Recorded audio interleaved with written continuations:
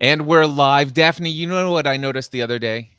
Not what? There are podcasts out there with better artwork and in No. seemingly better quality studios than what we have.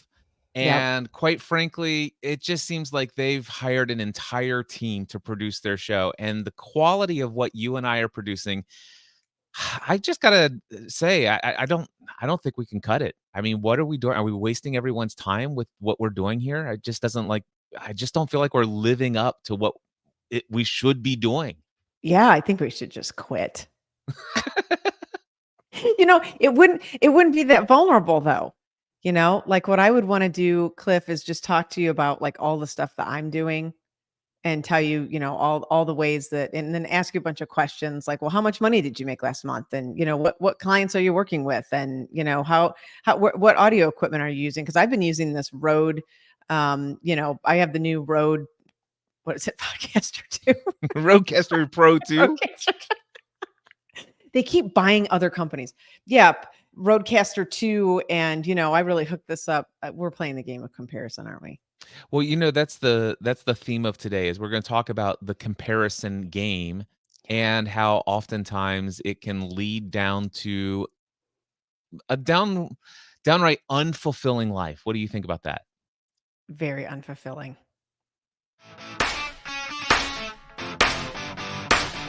Welcome to Life, the ultimate choose-your-own adventure game with hosts Cliff Ravenscraft and Daphne Scott. Join this dynamic duo as they explore the profound concept of life as a thrilling adventure, blending ancient wisdom and modern psychology. Embrace the joy of living with presence, creativity, and playfulness. It's time to navigate the game of life together. Are you ready to play? Let the adventure begin. Okay, so Daphne, what was it about today that we're talking about comparison? What brought this topic up? Oh my gosh, I'm so glad you asked. Well, as I've mentioned before, oftentimes our topics come from moments in my life. Not always, but to, often enough. And this one was from a conversation I'm going to use the word embroiled in, where a I like person's, that. I'm just imagining you like flame embroiled yes, conversation, yes, Burger King y- style. yeah, exactly. And just um, harangued into this conversation with a couple people who simply, how Oh I my would gosh, just now I'm just imagining orangutans haranguing you in. just trying to crawl out. And in this conversation where it was just becoming a game of comparison of, and what I mean, and it is a game I want to be really, it is a game I do not play well. I don't enjoy it. I tend to find myself energetically retreating from conversations where I feel like that's what's starting to happen because I feel very, yeah, it's just not enjoyable to me. And it's sort of it's like that. It's like a one. It starts to become a one up, upmanship conversation where you're gonna, tell me something, and then I'm like, oh, well, then I did this, and then you're like, well, yeah, but then I did this, and then and so it becomes a conversation about a lot of doing. And so I was at a wedding, and this conversation started, and it was just, um, not about me as a person or how my life, was going or the deeper parts of life, conversations you and I have pretty regularly. And although I'm very curious about what people are interested in, I love that. And having that conversation, there was just this part of it would just went on and on about I'm doing this and I'm doing that. And I have this certification and what certifications are you doing? And what are you doing now? What are you doing now? And it was just not enjoyable. And then I realized what's happening underneath it is just this, it's just this comparison. How are we stacking up against each other? And I don't enjoy it. And I realized that it's really it's not a game anyone can win.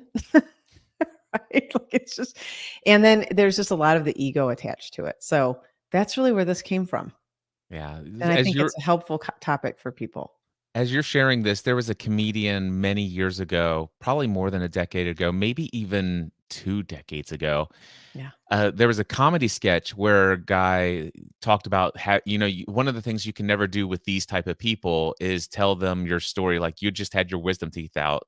You just had a wisdom tooth out. And it's like, oh, you know that guy. It's like, no, I had all 4 of my wisdom teeth pulled on the same day, dry socket, everything, blah, blah, blah. And it goes on and on. Have you seen that before? No, I haven't, but that's Oh, really funny. yeah, it's hilarious. I can't remember what it was called, but it's this concept, and that's what I imagine Yes. in this conversation. It's like, this is what I've done, this is what I've done.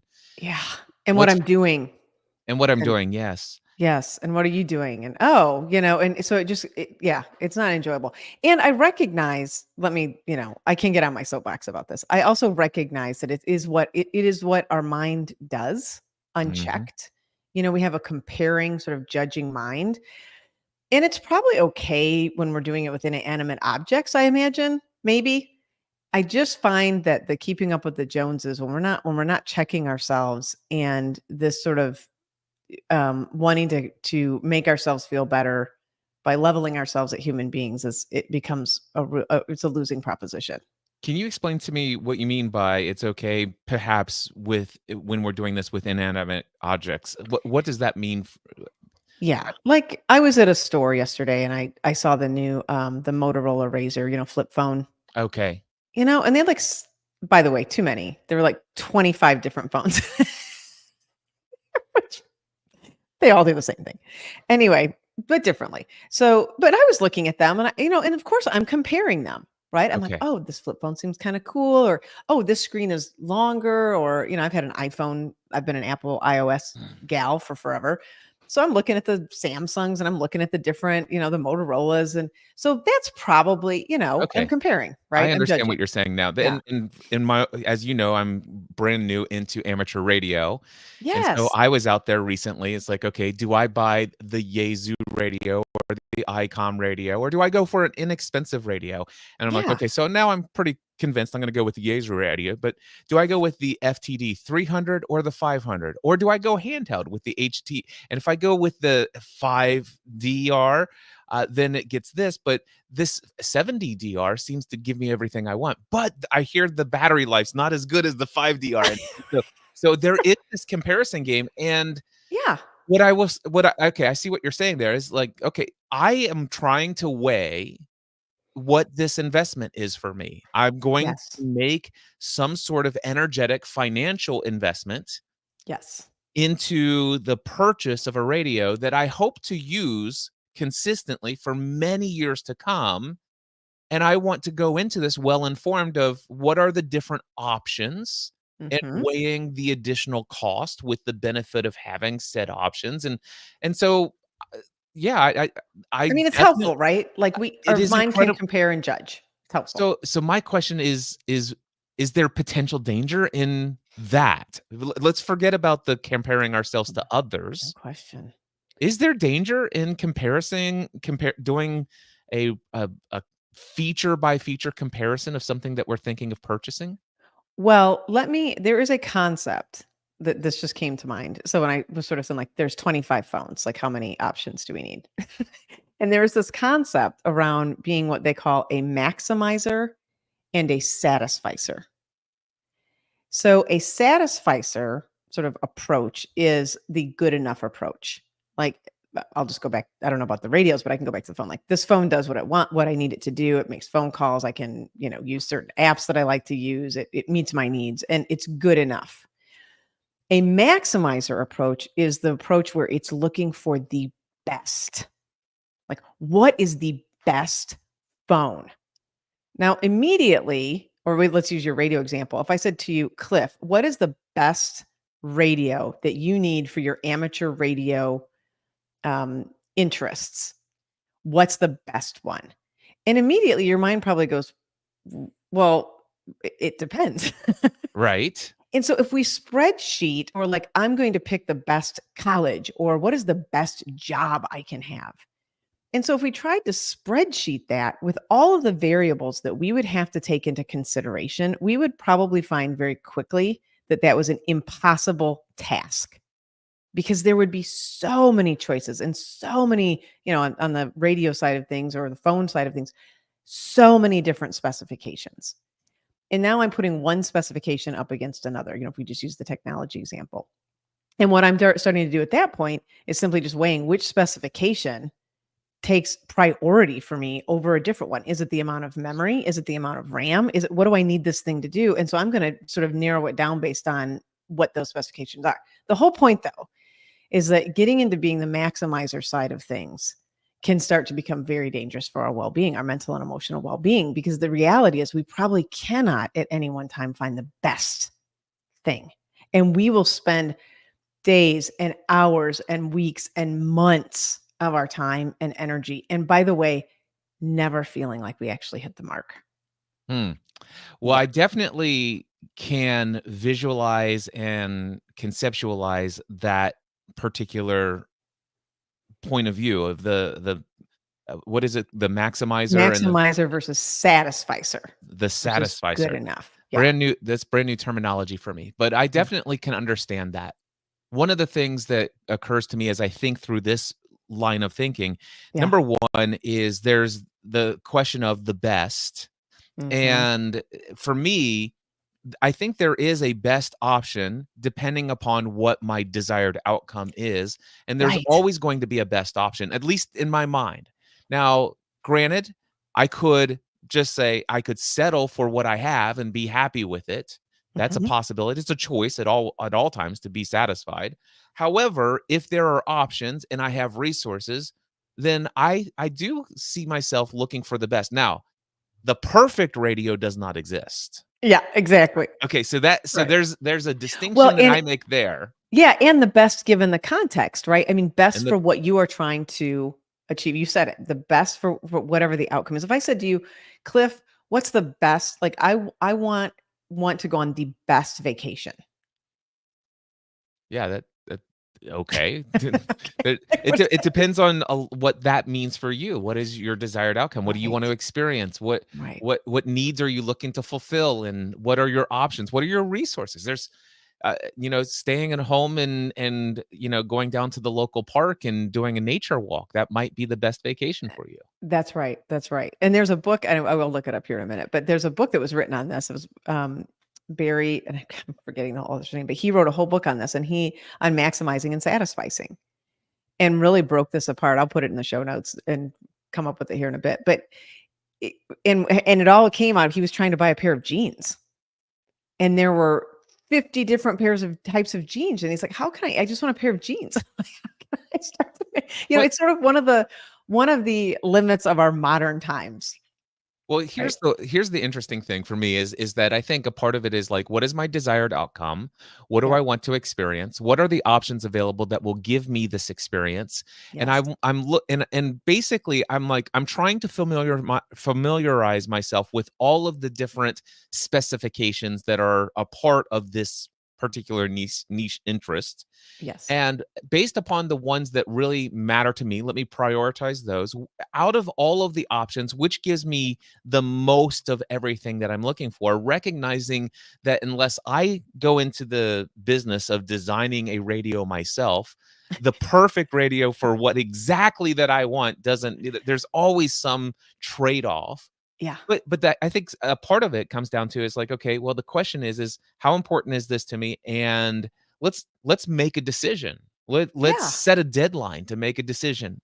Yes. And Interest let me add in like the idea. I mean, what you're starting to talk about now is you're going into and I'll say this in a path of, consumerism. You're talking about being discerning. And I can make a very good argument for being discerning and actually not being frivolous with just buying things that really don't work or buying things that really are not of quality because we tend to consume more. Yeah. Right. So it's worth, depending on what the investment is, to take the time to be discerning Yeah. too. So a Yeah. perfect example of this is it's like, I'm not really all that interested. I don't know if that I'm interested in amateur radio. I have no clue. This is me like a couple of months ago. I'm like, Yeah. maybe I am, maybe I'm not. And so I went out and I have 4 different $26 radios. And I then decided I want a mobile radio for the car, but I don't want to go into one of these big name brands that has all these fancy features. So I went and immediately purchased a $130 radio instead of the entry point of about 300 to 600 plus for. And then all of a sudden I'm like, wow, I really love this hobby. And this $130 radio is not cutting it. Yeah. And so eventually this becomes a purchase that gathers dusts or becomes waste, or it's Yes. like chances are I'm going to find some way to responsibly hand it down to somebody else who might use this as a starting point to maybe introduce them to this hobby. Yeah. But I totally get what you're saying. The reason why I felt like this is a worthy conversation for us to have is because when we start comparing ourselves to others, Yeah. there is a reason, I think, psychologically and subconsciously we choose to compare ourselves to others. At least for me, my own experience of this, when I hear the inner dialogue of me comparing myself to others, it's how am I living up in the eyes of others, feature by feature, by my competition. Yeah. Because I'm the FTM 500DR of mindset and mindset coaches and business strategists. But yet there's the ICOM such and such whatever over here, and I'm certainly not a radiodity coach. I mean So and funny. so I'm somewhere in here, and I kind of like where I am, but I want to actually get up to this level. And that's where the comparison game Yes. really cuts in, because what we become so discerning, and our fear, or at least my fear, that I'm not Yes. living up to the expectations of who I desire to have work with me. All of us, well, how can I change what I do, who I am, in such a way that will make me a compelling choice for someone else? Yeah. And I think, well, again, I think we're teasing apart a little bit what it means to have a vision for yourself, what it means to have a goal, what it means to have your business, right? I think those things. But the key word that you said was fear. Yep. And so now the actions that we're taking are driven by fear, and a fear of a lack, a scarcity, a lack of measuring up, a lack of not being seen in a certain way. And then that takes on its own flavor of what that says about me in the world. And I don't know if you've noticed this or not either, but I'm imagining that you probably don't compare yourself to somebody who's playing in the NBA. No, not that. I don't either. However, at times my mind can get sucked into the metaphorical equivalent for my niche. While I have no interest, Yes. I have no interest in any sport whatsoever. Yes. I have taken somebody who's at, let's just say, the NBA level of what I do for a living. And yes, my mind has been attracted to the comparison game of where am I today compared to, let's just say, a Tony Robbins. Yeah, exactly. I mean, it's going to be somebody in your, and this is what I was going to get to. It's, if you pay attention to what the mind is doing, it's very clever. It doesn't compare you to someone who's not in your world, Right. right? Like, it's going to compare yourself to, in your case, another coach, or it's going to compare you to somebody that's in that industry, in that field, or it will compare you to, just but there has to be some connection. And that I find very curious too. Like, why isn't it just compare me to everybody? Oh, because it's going to stack up. It has to stack up the deck in a certain way. And right? there's Because the word compare- competition comes to mind as well. Yes, it definitely becomes a competition. And I that's think where comparison that's is- where scarcity comes in. If Yes. if the thought of competing with others for resources, then that means that there is some level of belief in the scarcity of said resources. Yeah, and one of those being there's only so much love and approval to go around. There's only so much. I came across a teaching just recently that that said something to the nature of, is there, at some level, do you have a belief that there's a limit about the level of good feelingness that one can have? Oh, geez. You know, it's Those are like so great. that's the question. Is like, is there a level of health that is the limit? Yeah. And must actually understand that eventually you can only have so much good health for such a period of time, and then you have to get sick. Yeah, you have well, and you have And to die. and if you don't, you are somehow robbing good health from others. Oh my god, and I've never thought about robbing it from other people, but when you just said that, is there only so much I mean, there's only so much good feeling, good whatever. I mean, what came up for me immediately was the upper limit issue, Mhm. right? Where we only we have a belief that we can only feel so good for so long. Things have gone really well for 3 or 4 days. I better brace myself, it's coming. Yeah, well, And there here's how I got that, Daphne. yeah. Just so there, I have had a number of people. It's like, Cliff, how can you feel so good? I just can't allow myself to celebrate life all of the time when Yeah, there's so much suffering around us. so much. And if you really unpacked that, then what you there at some level, that statement seems to indicate there's some level of belief that if I somehow reduce the amount that I feel good and celebrate life, that somehow I free up those resources of feeling good for other people to have it. Yeah. Well, there's only so much to go around. Because there's only so much. Yeah.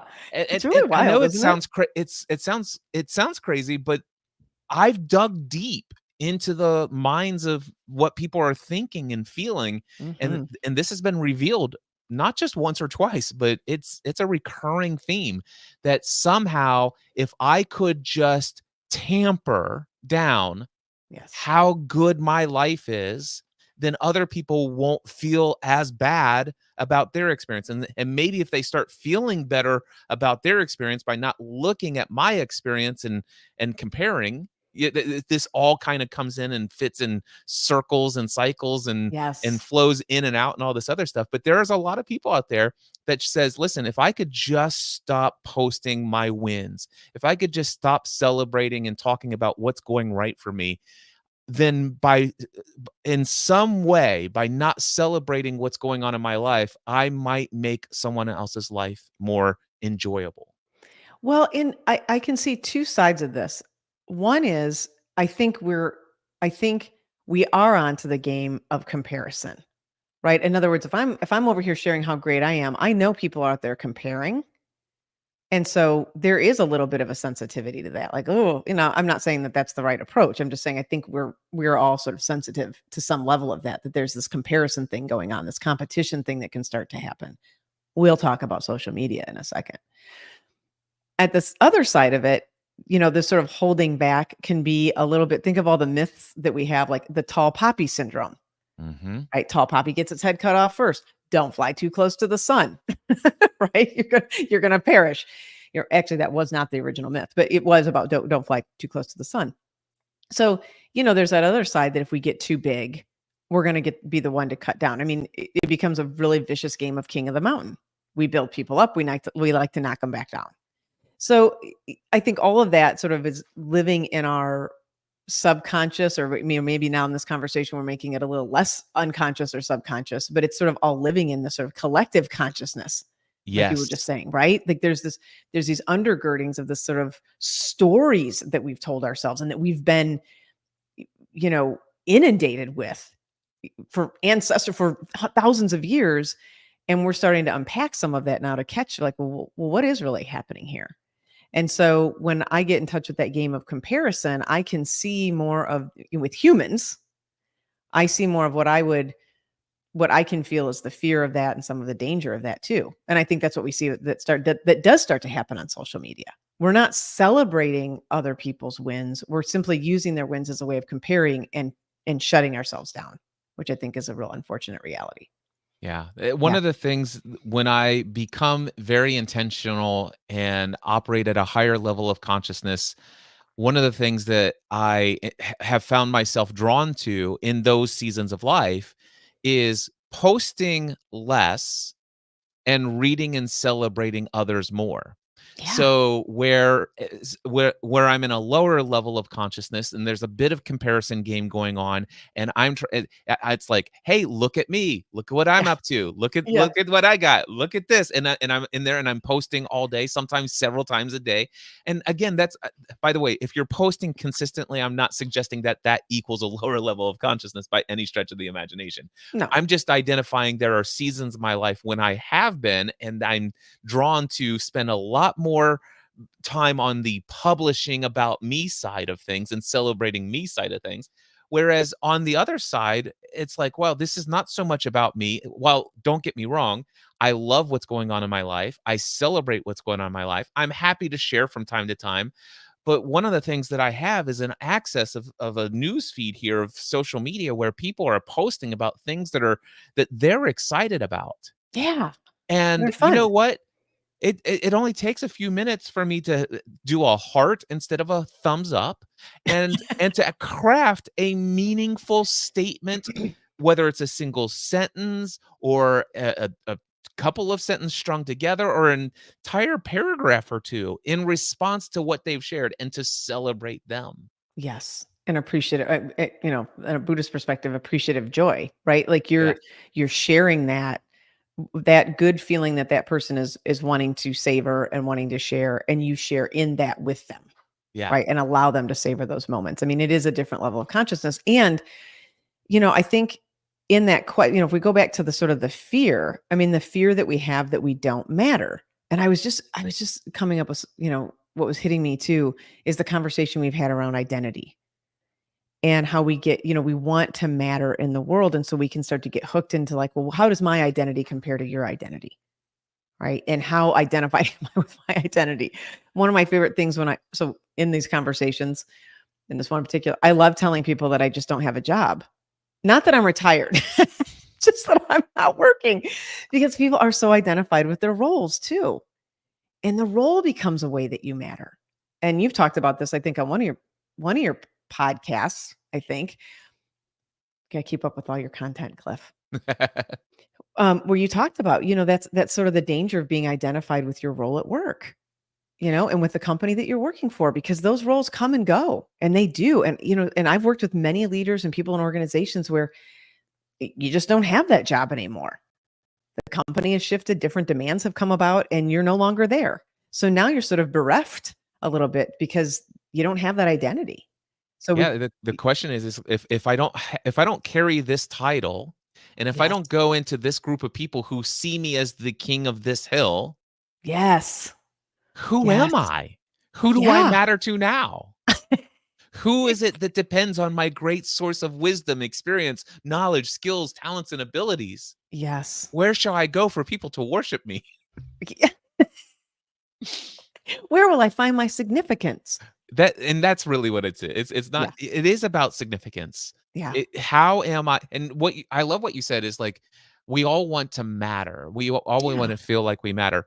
And this actually ties in to another topic that we've covered in the past, and that is choose yourself, invite yourself. yeah, So, exactly. and what comes to my mind here is choose that you matter for yourself. Why Yes, outsource our significance to others? bingo. That's I it. If I can just choose to say I am significant simply because the out of all of the potentialities of all the possible things that could exist in life, I am one thing that exists. Yeah, And so therefore I must matter. And actually I just choose I matter. yeah, I'm significant. I choose that I'm significant. What does it mean for me to be significant? Well, there's a lot of different people's opinions about what it means to matter and what it means to be significant. I can choose as Don Miguel Ruiz because it's now time for our weekly plug for the 4 agreements. I think it's so funny that we keep coming back to that. I could choose to agree with their dream of what significance means and how Yeah, you add value and what must be done to matter in this world. Or I can choose for myself what significance means.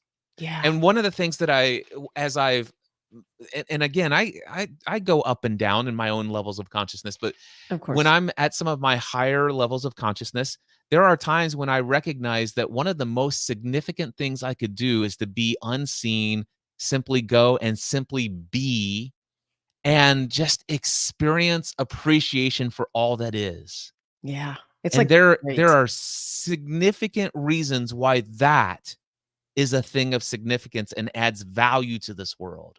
Yes, it does. Do you know one of my favorite places to be significant is when I walk up to somebody who's serving me my coffee or checking my groceries out at the grocery store, right? Like they're just doing their job. And I can just be significant to them by just being very nice, friendly, asking them how their day is going. Yeah. It's the simplest thing in the world and just be present. Simply be present. So one of the things that I have Probably one of my favorite things to do, actually. one of the things that has come up as I've been going into amateur radio, Yeah. there have been a number of people who have said, I also was once kind of contemplating going into amateur radio. But then I'm like, well, why would I when I have the access to deliver HD 4K video live stream to anywhere on the planet with an internet connection, high quality, high fidelity audio? I could be doing Zoom calls. I mean, I mean, there's so much more I could do. Why on earth would I get into amateur radio? Like, what is the draw? And by the way, I also had a lot of inner dialogue. Why am I drawn to this? What is it about this? Yeah. But there's a gentleman that I've talked to for about a total of 4 hours over the last 3 weeks since having my amateur radio license, that quite literally his entire social life is via a local FM repeater station, and he's an older gentleman, and the conversations that we're able to have is fascinating. And while no, I'm not influencing the lives of tens of thousands of people with my hour-long conversation here, which I could if I was recording a podcast episode and hitting publish. I'm having a meaningful, genuine conversation here, and this person genuinely has some incredible life experience, wisdom, knowledge, Mm. and currently his own limit of technology for communicating beyond the four walls of his own home is via an FM radio transmitter. And I'm like, wow, what a Huh. great opportunity. What a wonderful investment of my time, effort, and energy. And I'm not just saying that I'm like, oh, wow, that's such a good Samaritan, Cliff. It's no, this guy has a wealth of knowledge. He adds value to me as like, if I could get beyond the stereotype and Yeah. that, because Oh, the one thing that I heard is like, well, Cliff, I got my license and quite frankly, I'm about ready. I probably won't do anything with it. I'll probably just let it expire when it expires because it's just a bunch of old guys talking about food all day. Well, that doesn't sound hello. horrible. The thing is I recognize I kind of joined the bandwagon. It's like, you know what? I've noticed that too. There's this one repeater that it's like, they're talking in the morning about what they're going to have for lunch. Then they go in and have for lunch and they talk about how lunch was after that. And then they talk about what they're going to have for dinner. They go have dinner. And at night you hear them talking about how dinner was. It's like this nonstop food conversation. And in a way I was judging that. Mhm. Okay. And I'm like, It's "What?" good. But then I realized, wait a second. These 2 individuals that I'm referring to have communicated with one another for hours a day, every day, probably for the last 7 to 10 years. Wow. But what if instead of judging what their topic of conversation is, what if you just introduce yourself and start asking some questions and seeing what other topics could be explored in conversation? Yeah. And what if just assuming that because they're old and they sit in their home that they're this type of human being? It's like this is why I love it's like it's opening up an entirely different world to me that is not accessible through the digital internet, high speed, high bandwidth, high string quality everything. And I kind of like it. Well, I really hear that. I mean, I heard that when you told me when you first got your license too. Right? Like one of the things I picked up on was that you were having all these different conversations which is really, which, as you're saying all that, I think you use the word stereotypical.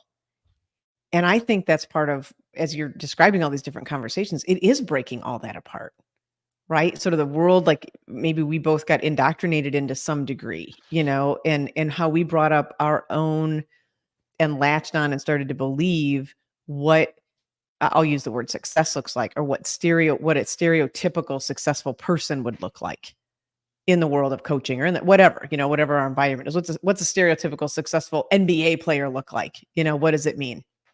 And I don't know why I keep coming back to the NBA. I don't know. Basketball fan at all, but I read this one article about, and I'm going to forget his name, but he wasn't one of the highest scorers, but he had the highest assist rate in the NBA. And any team that this guy went to, that's what showed up. And by the way, the teams that he ran, they won championships.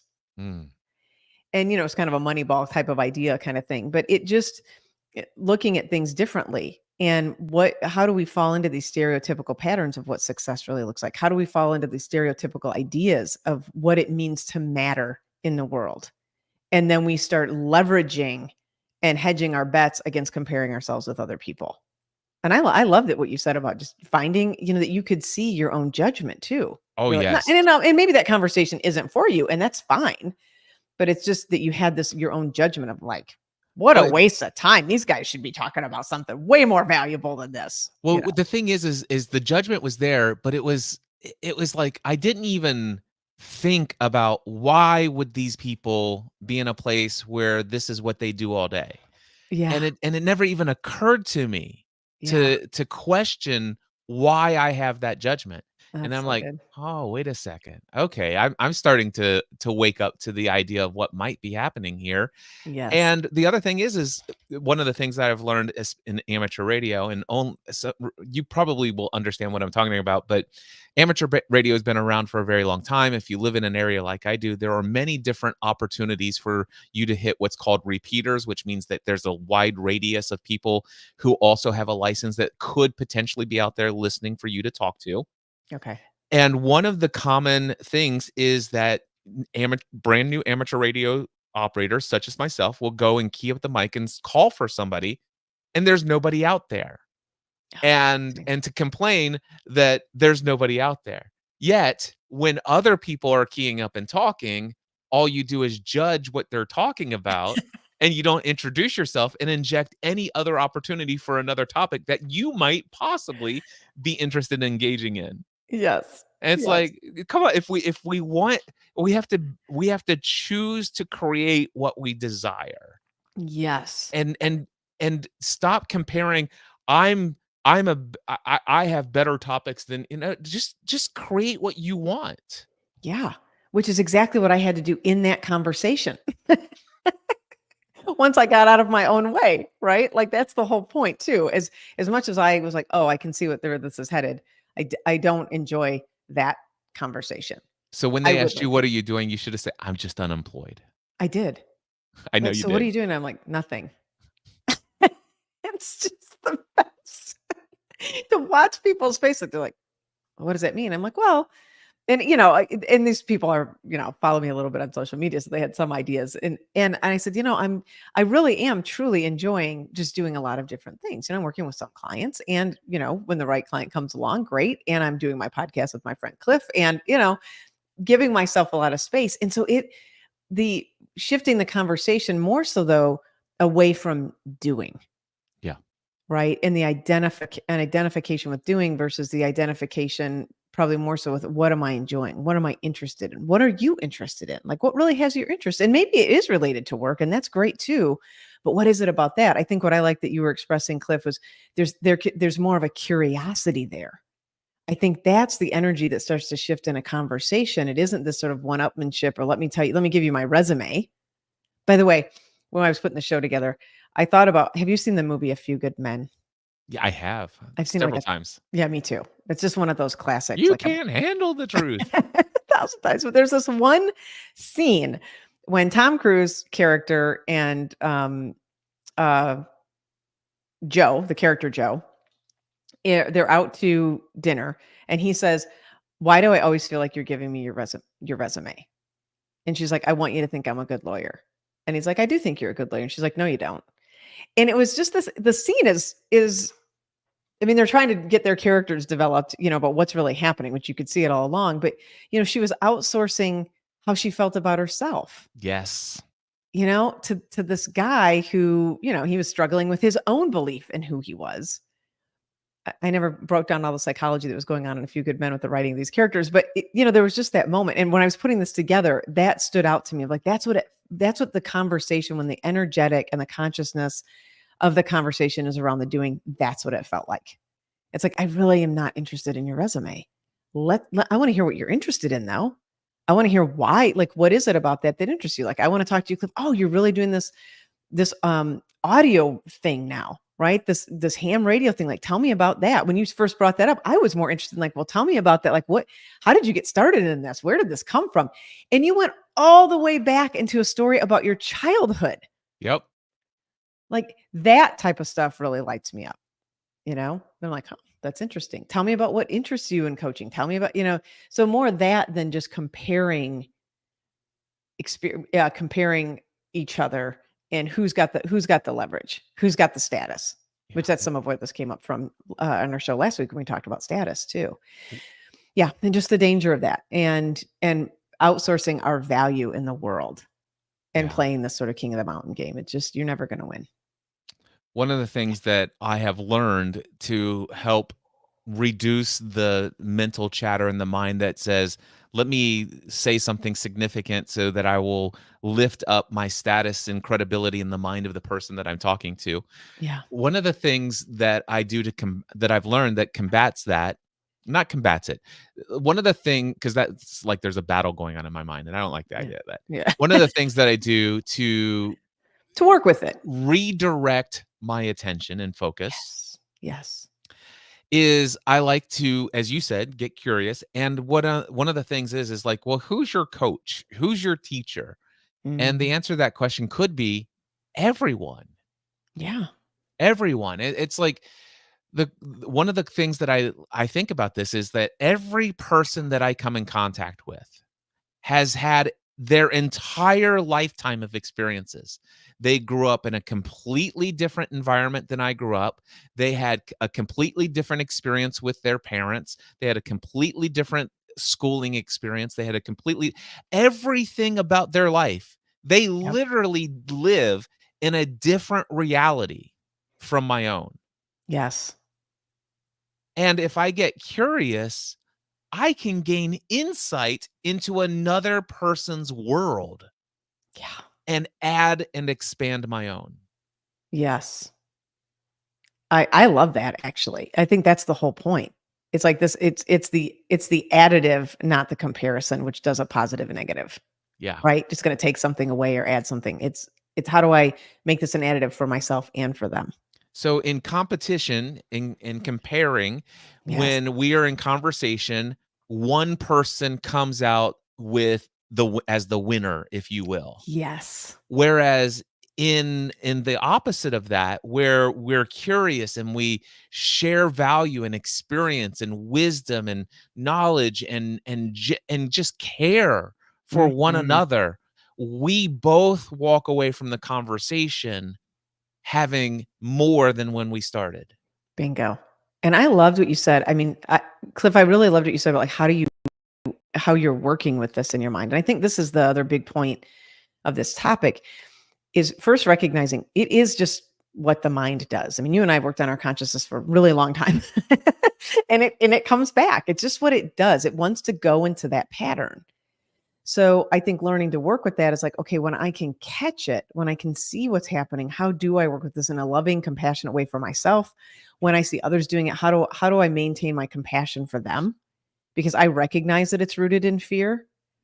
And also, shift the conversation where it makes sense and let us both leave an interaction feeling elevated, right? Feeling energized. And I loved what you said about just working with that.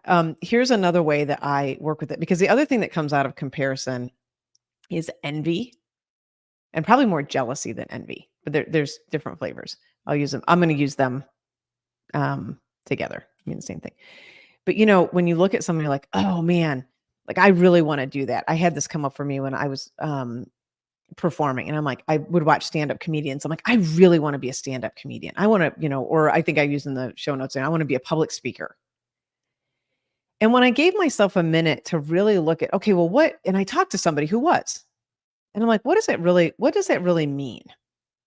Oh, I'm on planes a lot. I'm traveling a lot, right? I started doing this. I'm in airports a lot. I'm missing flights, or flights were getting canceled a lot, meaning probably 50-50. I'm going and doing these great sessions and working with people, and very appreciative. And then there was all this other stuff on the back end, right? That I hadn't considered. And when I got underneath it, I was like, well, what is it that you really want? Really? And I did this, public speaking and doing stand-up comedy. I'm like, oh, really what I like is laughing. So that was the first thing. I love laughing with another person or people. I do enjoy making people laugh, make people do anything, but I enjoy that collaboration with people. And so it took me probably a good year to a year and a half to start distilling it down to understand more of, okay, what is it really that I really want? Do I really want to be seen as an expert? Is that what it is? No. Do I really want to be, do I want connection with people? Do I want to be helpful? Yes, there is some of that. And then what are all the ways that could show up? And then I did this, The Artist's Way. I don't know if you're familiar with that or not. Julia Cameron's process. She does the daily pages, right? Yeah, the daily pages. I've not read the book, but I'm familiar with the practice of daily pages. Yeah, daily pages, which I've done forever. And her practice around this of taking action towards the thing we want. And what I added to it was like becoming even more discerning. Well, really, what goes into that? What's that life really look like? And this is like the reason I'm bringing all this up, that you were sparking me to think of it. When we talk to people and we ask questions, we start to get more of an idea about their life. And I think had I asked a lot more questions, I probably would have been able to figure out very quickly. It's like, oh, that side of it, I'm not that interested in. So what is it that I'm seeing that I think I want? What is it about it really? Yeah. Yeah. And that was really helpful. So it took me about a year, but I figured it out. You recall the conversation I had with Michael Hyatt about building the Free the Dream conference, don't you? No, not Okay. the specifics. No. So I had this vision many years ago, and the idea was, what would life look like if I were to become such an influential public speaker that I would be standing on stage in front of in a stadium where tens of thousands of people were there, not because I was an invited guest speaker, but I was the one who put this event together. They came there because I brought them there. And I was embarrassed by the idea. I felt so it's like, okay, this is probably the height of my egomania that I've ever reached, and all this other stuff. However, when I first spoke to somebody about this idea, somebody says, "Cliff, oh my gosh, I so see that for you. And Mhm. when you do that, I will be there at your first stadium event." By the way, there were a room of 7 people in Auckland, New Zealand who said that. And I'm like, sweet. I only need to go tell, let's just say I was looking at 50,000. I just need More 49,993 people. more people. I just need to go have this conversation with those many people. And they've all promised to be there at my first event. That's Anyway, awesome. so over time, I gave myself permission to dream such a big dream. Yeah.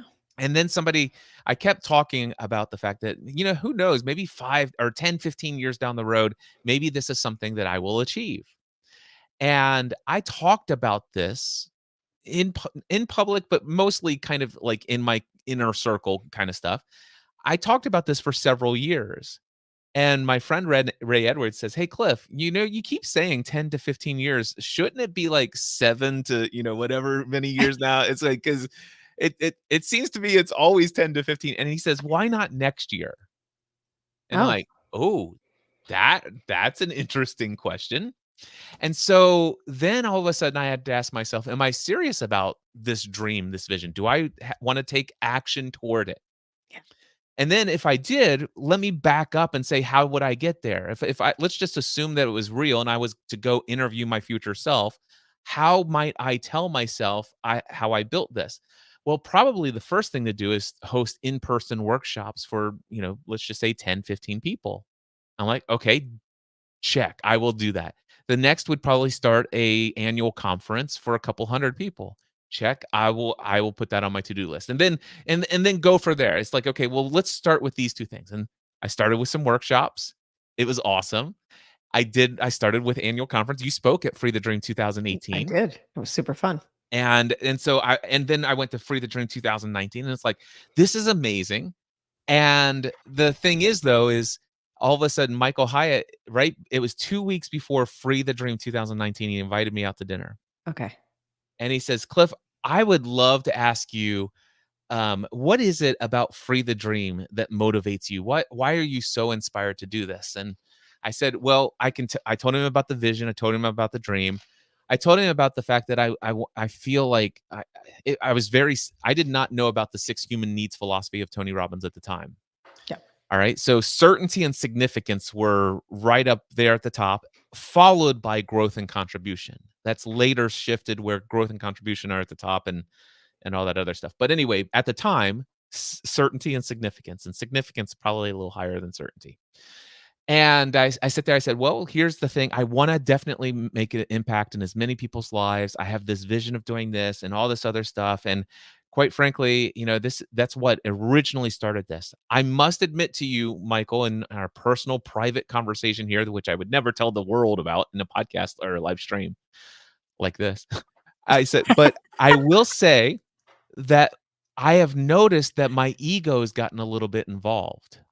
It's Mm. like I'm noticing that I am having a lot of vision that one day I will be in the city where tens of thousands of people are there waiting to have this event, and Stephanie and I are walking down the street, and people are coming up and telling me wonderful things and Oh and no. all this other stuff, and it's like, and it's like, man, how it's like, wow, I will have really made it when that is. It's like, and I sit there, I said, that's interesting, and I said, in a way, I'm now a little bit concerned about that future for me because I Mm. don't know that I want to actually give up the opportunity for my wife and I to walk down a street or go to a Yeah. restaurant without being interrupted.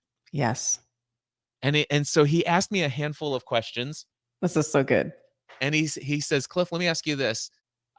Where did you have more impact and influence in the lives of people when it comes to those that you've served?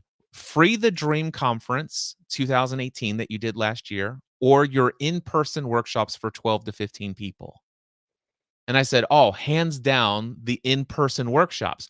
While I made it a point to spend at least 15 to 20 minutes with everyone who came to Free the Dream 2018, and while I did deliver some great messages there, I got to answer personal questions and learn about insights and details about what's going on and why these people are asking these questions. And I was able to gear advice and feedback specifically related to where they were. It was rubber meets the road. They were in my home, eating at our table in our home. Yeah. Hands down. It's like, oh, okay. And he goes, let me ask you this. Where do you have more impact and influence in people's lives when it comes to what you offer, through your in-person workshops or your paid mastermind groups? Which is, by the way, 10 people. Right. And it's all year long. And I'm like, well, the mastermind group for sure. And I went to all the reasons why. He goes, okay, so there's the impact and influence you can have in the lives of others. It seems to me, he didn't, by the way, he did not evaluate. I'm doing Right. the evaluation, right? He's Right. just Right. asking the He's question. just asking questions. The next one is, which was more profitable for you, Cliff? Free the Dream 2018 or your in-person workshops? Oh, so hands down. I made $35,000 in one weekend. I lost $38,000 on Free the Dream 2018. So definitely these were. He goes, what's more profitable, Cliff? Because he's speaking to the certainty side, right? Yeah. Yeah. What's more Yeah. profitable, your weekend workshops or your paid mastermind groups? Well, the paid mastermind groups exponentially more profitable. And he's like, so, and he didn't say this, but I'm sitting here thinking, I'm having far more impact and influence with a smaller number of people, and I'm having greater financial certainty and prosperity by serving a smaller number of people. And I'm like, and by the way, he did ask this one last question. He says, "Who would you say, Cliff, in your mind was the most influential person that's ever walked this earth?" And of course, I would probably say that's the person where the calendar is in the year of our Lord, or we date things before his birth. And Yeah. that would be, Jesus. He goes, where did he spend most of his time? With what sized People. audiences? And let's just say that I made a decision right then and there, 2 weeks before Free the Dream 2019, that Free the Dream 2019 was likely going to be the final Free the Dream event. Yeah. Isn't that interesting? Yeah. That's such a great story. And I had my own path on that too. Of just what was it that I was really up to? I mean, I didn't go through where the influence was. It was more sort of like how I was creating my own suffering for myself, on the back end of what I was trying to do. And then having to be a little bit more discerning to go, well, what is this really about? Yeah. So and I loved what you said about, seeing where your ego and your identity, right, was starting to Mhm. take over again, which it wants to do. This, and we've spoken about this too. Like the ego and the identity is not a bad thing. It's simply noticing where it's starting to take over, where it's starting to steer the ship way too much on its And own. and the reason why it's not a bad thing, one of the things that I've learned, at least that the way that I view ego, is Mhm. there's the role of the ego, and Yes, that is for our protection. that's right. And there is some programming code, some beliefs that are held by the ego, that the more famous I am, the more people's attention, the more this, the more that, the more everything, that is the greater likelihood of success. Yeah, it's not. And there, I will say this is that, wow, you know what? I really enjoy my life today. And Yeah. I look at some other people, and it's not comparison, but it's just No, it's just looking at what they've chosen to prioritize. Look what I've chosen to prioritize. And I'm like, you know what? There are certain things that are in their experience of life that I would love to have, yes, but I don't do things at the level at which they're doing them. But at the same time, there are things that are important to me that are higher up on my priorities, and while I would love to have some of those things, if I actually put them in my list of priorities, those are lower than what I currently have at the that's right. top, and I'm living an incredibly awesome life right now. That's right. And that is the real at the root of this. It is to be able to have that wisdom, which I think is going to be our next show. We're going to talk about what it means to be wise. Ooh. That's going to be bold. And it's a bold, it's a bold topic. And having that level of discernment and knowing for yourself. And that's the trick, is knowing for yourself, right? Watching. And I do think there's a real beauty. I think, for example, there's a real beauty of like, wow, I want to be this public speaker, or I want to have this conference. There's a real beauty in seeing that, when you can have the discernment and the wisdom, okay, to ask yourself, and what is it about that? What is it that's drawing me to that? Oh, influence. I do want to be able to support people. Mhm. Significance, and this is, I think, what we were getting at. It's like the ego, or having significance in your life. That is not a negative thing. That is No. not a bad thing. It's simply paying attention to where that's coming from and what's really driving it, Yep. right? And thinking that we're less than if we're not doing it in a certain way, and then getting Exactly. into comparison. Yeah. The one thing I can say is, while I currently have no plans to pursue my hosting of stadium events, I also don't exclude it from the realm of possibilities. Sure. And certainly, in the event that I either accept opportunities that would be an obvious step towards making that a reality, I will be very intentional about self-reflection, about where my intentions lie, Yeah. and what I am believing about what this means for me, and what it's because I it's one thing to get focused up on the doing aspect of it, but I want to know, how am I being in the process? That's it. That is it right there. How am I being in the process? What really is the wise part of this? Whatever this is, whatever that is. Exactly. Yeah. And noticing when we're starting to play that game. So. Daphne, what's your call to action? So this is fun. My call to action is we talked last week about values. And I have a process that I have used to support people to discern their values and write their purpose statement for their life.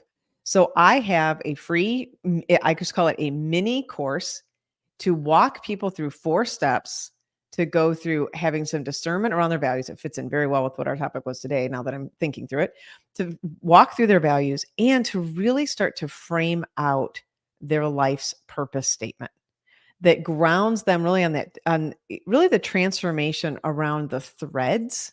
For example, if I had to pull a thread in your life that is true, Cliff, that I watch from you, there's something around your ability to inspire. I suspect that has been a thread in your life since you were the day you were born, right? Like there's some part of that, and it can be around broadcasting, it can be around podcasting, it can be around coaching, it can be around living your best life, it could be around entrepreneurship.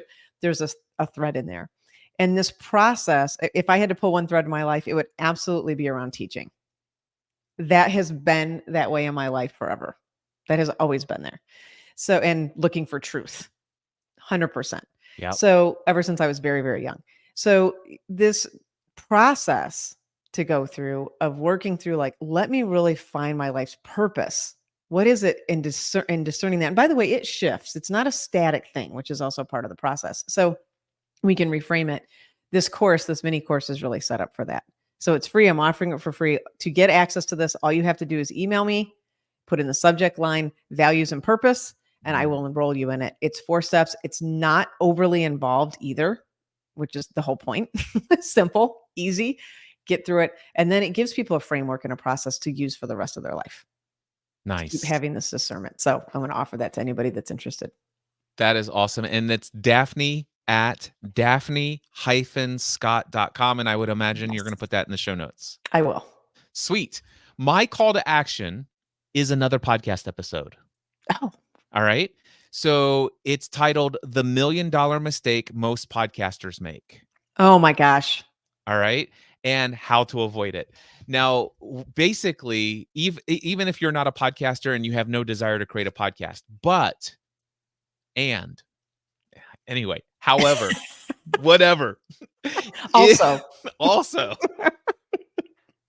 in the event that you have ever had a desire to create an additional stream of income out on top of your existing day job, or if you have any sort of desire of transitioning into full-time self-employment, doing something that you love, being a thought leader, or if you have already left the day job, you're already out there trying endlessly to make ends meet. If you are an aspiring or early stage entrepreneur, the number one mistake that you should avoid is creating a podcast. Oh, I want to listen to this. Listen to episode number 741. 741 of the Cliff Ravenscraft Show. Okay. All right. So episode 741 of the Cliff Ravenscraft Show. It'll be I'll linked in the show notes. Yeah. And it's titled The $1 Million Mistake Most Podcasters Make. And it's basically starting their business pursuits by creating a podcast. Oh man, I cannot wait to hear this. And the best part is at the end of it, there's an offer for a $2,000 course, which you can get for free.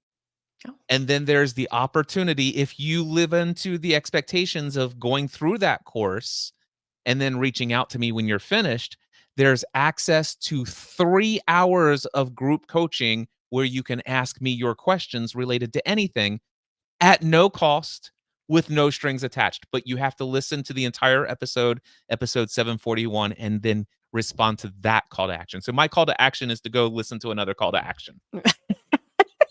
But episode 741 of the Cliff Ravenscraft Show. Yes, it is. Yes. Okay. Excellent. It will be I'll link it in the show notes. Wonderful. In there. Yes, Daphne, it's a definitely. privilege. And next week, we will be dropping wisdom in this place. We are going to be dropping some wisdom. We're going to talk about it. It's a big deal. All right. Until next time, we encourage you to choose your own adventure.